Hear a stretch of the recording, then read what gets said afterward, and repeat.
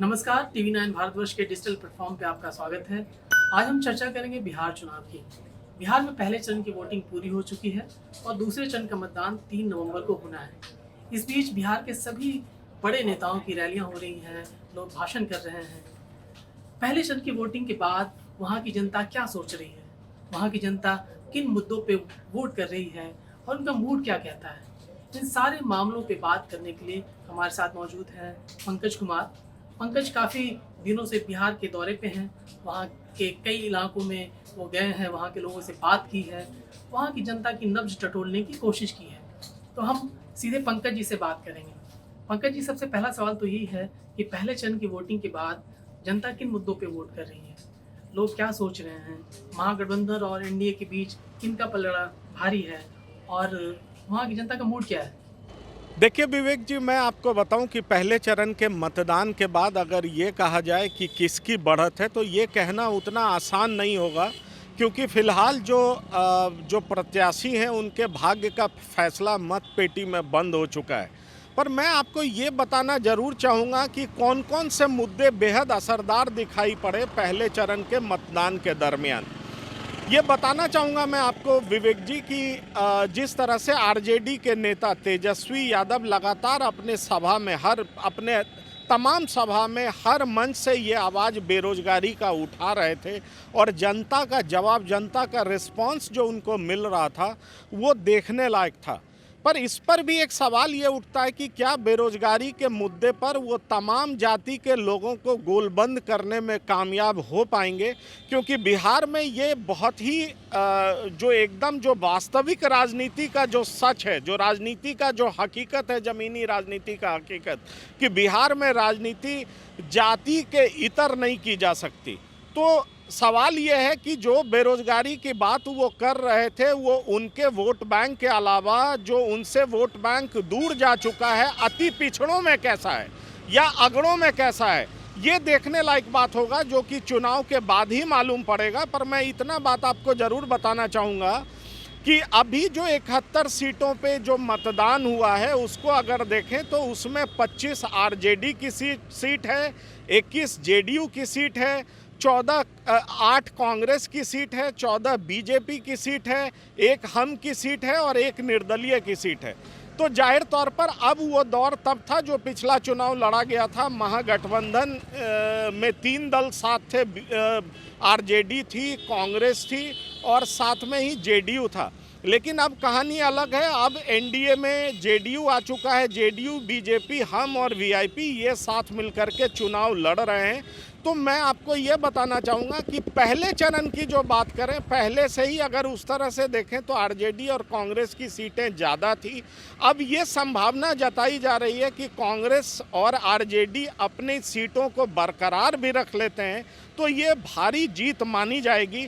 अब ये जब 10 तारीख को रिजल्ट आएगा तभी उनके भाग्य का फैसला हो पाएगा, सच्चाई बाहर आ पाएगा। लेकिन इतना सच है विवेक जी, जो मैं आपको बताना चाह रहा हूँ कि इस चुनाव में बेरोजगारी मुद्दा दिख रहा है। साथ ही अगर विपक्षी की बात करें तो ये भी मुद्दा है कि क्या यहाँ की जनता, जिसको कि विपक्षी बार बार आरोप लगाती है कि क्या वो जंगल राज वापस चाहती है, क्या जो लालू जी का शासन जिसको विपक्षी पार्टियां जंगल राज करार देती है, क्या उस तरह का शासन विपक्षी पार्टी चाहती है क्या? जी विवेक जी। पंकज जी, पहले चरण की वोटिंग के बाद मुंगेर का जो मुद्दा काफी गरमाया रहा। मुंगेर में जिस तरह से दुर्गा विसर्जन के दौरान भक्तों पे गोलियां चली, लाठियां चलाई पुलिस ने, उसके बाद से फिर नीतीश सरकार पे लोगों ने गंभीर सवाल खड़े किए। क्या पहले चरण की वोटिंग में मुंगेर की घटना एक मुद्दा थी या उसका असर पहले चरण की वोटिंग में पड़ा है, या फिर आने वाले दूसरे या तीसरे चरण में मुंगेर का मुद्दा बड़ा मुद्दा रहेगा, लोग इस पे वोट करेंगे, क्या आपको लगता है? देखिए विवेक जी, जहाँ तक मुंगेर में हुई वारदात का सवाल है, जिस घटना का आप जिक्र कर रहे हैं, तो ये बात सच है कि ठीक पहले चरण के मतदान से 2 दिन पहले वहाँ घटना घटी। वहाँ पर लोगों में भयंकर आक्रोश देखा गया और उसका परिणाम भी बाद में देखा गया। वो पहले चरण के मतदान के बाद ज़्यादा बुरी तरह से सामने आया, लोगों का गुस्सा सामने आया, कई थानों को जला दिया गया, पब्लिक प्रॉपर्टी को बर्बाद किया गया। लेकिन जो आपका सवाल है कि क्या उसका असर पहले चरण के मतदान में पड़ा क्या और बाद में भी पड़ेगा क्या, तो इस बारे में मैं आपको बताना चाहूँगा कि मैं पहले चरण के मतदान के दिन मुंगेर गया था, सूरजगढ़ा गया था, वहाँ लोगों से बात की थी। मुंगेर में इस चीज़ का असर है, उसी के पास उसी जगह पर जमालपुर, मुंगेर लोकसभा में जमालपुर विधानसभा भी है, वहाँ पर इसका असर मैंने महसूस किया। लेकिन जो आप इधर आते हैं लखीसराय की तरफ, चाहे सूरजगढ़ा हो या लखीसराय हो, तो इसका असर बहुत आंशिक रूप से देखा गया, बहुत ज़्यादा नहीं देखा गया।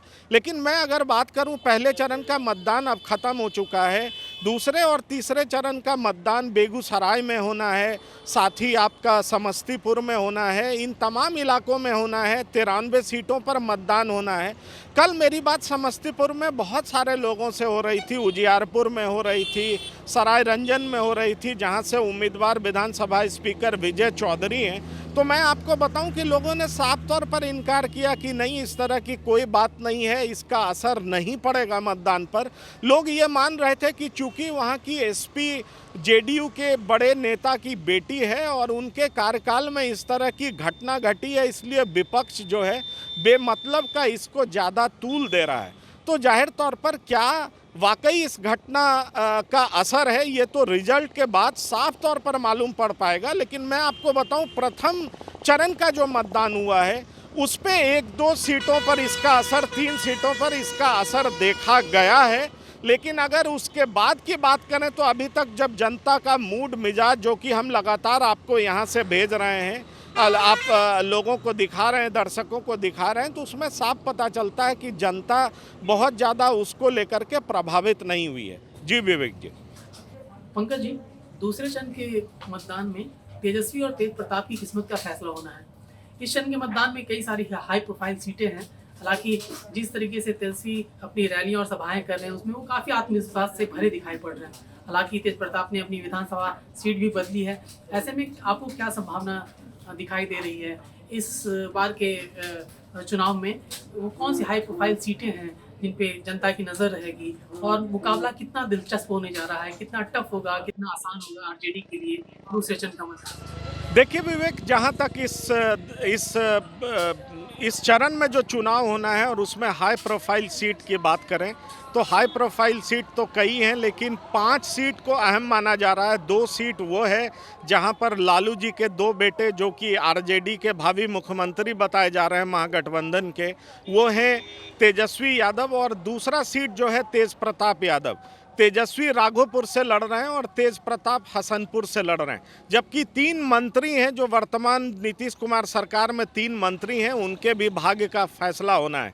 जहां तक 2 चर्चित सीट की बात करें राघोपुर, तो वहां से सतीश राय तेजस्वी यादव के खिलाफ खड़े हैं। और मैं आपको ये बताना चाहूँगा, वो साल 2010 का चुनाव बेहद अहम है जेडीयू के लिए, कि इसी दरमियान सतीश राय ने आरजेडी को हरा दिया था, रबड़ी देवी चुनाव हार गई थी। जहाँ तक 2015 का सवाल है तो जाहिर तौर पर जीत हुई थी। और इस बार के चुनाव में अगर कहें तो हसनपुर सीट तेज प्रताप यादव के द्वारा इसलिए चुना गया है क्योंकि वो यादव जाति का वहाँ पर बाहुल्य है, और ये माना जाता है कि यादव जाति के बाहुल्य होने से जाहिर तौर पर उनके पसंदीदा नेता के तौर पर तेज प्रताप उभरेंगे, और वो आरजेडी का परंपरागत सीट भी माना जाता है एक तरह से कहा जाए, इसलिए तेज प्रताप ने हसनपुर को चुना है। जहाँ तक सवाल है कि उन्होंने सीट को क्यों बदला, वजह क्या है, तो इस बारे में ये कहा जा रहा है, ये कयास लगाया जा रहा था पहले से ही, जब चुनाव के दिन पास आने से पहले ही ये कयास लगाया जा रहा था कि हो सकता है चंद्रिका राय के परिवार से उनके खिलाफ कोई चुनाव मैदान में होंगे। और चंद्रिका राय, जो कि तेज प्रताप के ससुर भी हैं, अभी उनकी अपनी पत्नी के साथ रिश्ते अच्छे नहीं हैं, जो कि मामला फिलहाल न्यायालय में चल रहा है। तो ये बताया जा रहा था कि चूंकि दुर्गा प्रसाद राय पहले मुख्यमंत्री रह चुके हैं, ऐश्वर्या उनकी पोती हैं तो हो सकता है उस जगह से तेज प्रताप के खिलाफ चंद्रिका राय की पत्नी, मतलब तेज प्रताप की सास या फिर तेज प्रताप की जो पत्नी है ऐश्वर्या, वो मैदान में हो सकती हैं और ये काफ़ी संकट सामने खड़ा कर सकती थी, बड़ा चैलेंज खड़ा कर सकती थी। तो जाहिर तौर पर जो लालू जी के बड़े बेटे हैं उनके लिए एक सेफ सीट खोजा गया है और इसीलिए तेज प्रताप यादव ने अपने सीट को बदला है। जी विवेक। पंकज जी, इस बार के चुनाव में नीतीश कुमार काफ़ी बदले बदले से दिख रहे हैं। आमतौर पे बिल्कुल शांत वो होते हैं, उनकी भाषा शैली बिल्कुल आसान होती है, वो बहुत ही शांत तरीके से अगर विपक्ष पे हमला भी करते हैं तो उनकी भाषा शैली बड़ी संयत होती है। लेकिन इस बार वो काफ़ी आक्रामक हैं और उनकी भाषा पे भी सवाल उठाए जा रहे हैं। तो क्या लगता है आपको कि तेजस्वी की रैलियों की भीड़ देखकर या वहाँ का माहौल देखकर नीतीश कुमार का आत्मविश्वास हिला है, वो उनका आत्मविश्वास थोड़ा डिगा है? जहाँ तक नीतीश कुमार के आत्मविश्वास का सवाल है, आपने जाहिर तौर पर ये सवाल पूछा है और ये काफ़ी मीडिया में हाईलाइट भी है, लोग इस पर बात कर रहे हैं क्योंकि उनके कुछ सभाओं का जिक्र किया गया है। खास तौर पर ये कि जब उन्होंने ये कह दिया था कि लोग 8-9 बच्चे बेटे की चाहत में पैदा कर रहे हैं। विवेक, इसमें यह समझना होगा कि इसका कॉन्टेक्स्ट क्या था। उन्होंने ये कहा था कि प्रजनन दर जो है बिहार में कम हो रहा है और प्रजनन दर तभी कम हो सकता है जब गांव में छोटे छोटे जगहों पर स्कूल खुलेंगे और जब स्कूल खुलेंगे तभी औरतों की शिक्षा, लड़कियों की शिक्षा ज़्यादा होगी। और इस पर उन्होंने जिक्र किया था कि पहले स्कूल्स नहीं थे इसलिए लड़कियों की शिक्षा नहीं हो पाती थी। उनके 15 साल के कार्यकाल में लड़कियों की शिक्षा बढ़ी है और जाहिर तौर पर इसका असर होगा और यही वजह है कि प्रजनन दर कम हुआ है। तो वो इनडायरेक्टली ये ज़रूर कहना चाह रहे थे कि जिन लोगों ने स्कूल नहीं खोला, स्कूल के जगह पर चरवाहा विद्यालय खोला, जिन लोगों के शासन में शिक्षा की स्थिति बेहद ख़राब थी, बिहार की स्थिति बेहद ख़राब थी, तो उनके शासन में जाहिर तौर पर प्रजनन दर बढ़ेगा क्योंकि लड़कियां जो हैं, महिलाएं जो हैं अशिक्षित होंगी। तो उनका इशारा उस तरफ था और इसी क्रम में उन्होंने ये कह दिया, चूंकि वो लालू जी के पुराने मित्र रहे हैं तो जाहिर तौर पर उनका अटैक, आक्रमण जरूर था कि कुछ लोग बेटी की चाहत में ज़्यादा बच्चे, बेटे की चाहत में ज़्यादा बच्चे पैदा कर देते हैं। पर इसमें एक बात साफ है कि उन्होंने किसी भी तरीके से लालू प्रसाद का नाम नहीं लिया था।